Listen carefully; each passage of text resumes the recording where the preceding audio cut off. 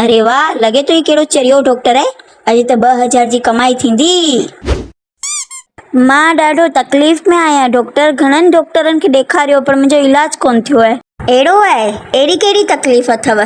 पोइ डॉक्टर साहब तव्हां बि मुंहिंजो इलाज न करे सघिया त? अच्छा बच्चू, मन तूं 2000 कमाइण जी लालच में आयो आहीं। मां बि होशियार चंद जो पुटु आहियां।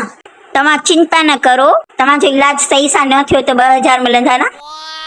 डॉक्टर साहब मूंखे कोई अजीब बीमारी थी आहे। मूंखे कंहिंजो बि स्वाद कोन थो अचे। बि हींअर ई तोखे सभु स्वाद यादि अची वेंदा।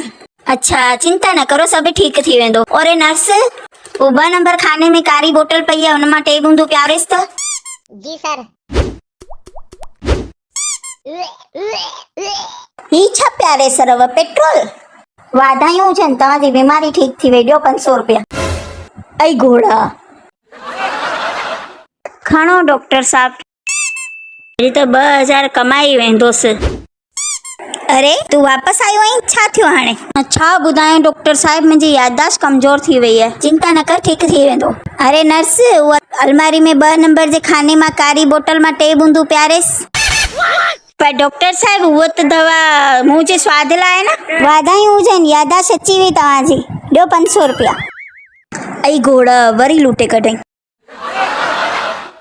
खणो सर।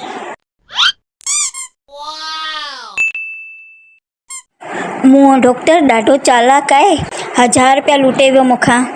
2000 रुपया त मां वसूलंदोसि ही। अरे तू वापसि आयो आहे? पतो कोन थो पए डॉक्टर साहब, जॾहिं खां आयो आहियां तॾहिं खां नयूं नयूं बीमारियूं पियूं लॻनि। अहिड़ो आहे त चओ। डॉक्टर साहब हाणे मुंहिंजियूं अखियूं कमज़ोर थी वियूं आहिनि। अच्छा पुट, तयार थी वञ लुटजण लाइ। ॾिस भाऊ, हिनजी दवा त मूं वटि कोन्हे। अॼु त थींदी 2000 जी कमाई। ही खण 2000। पर डॉक्टर साहब ही त 500 रुपया आहिनि। वाधायूं हुजनि, तुंहिंजूं अखियूं ठीकु थी वियूं। ॾे 500 रुपया।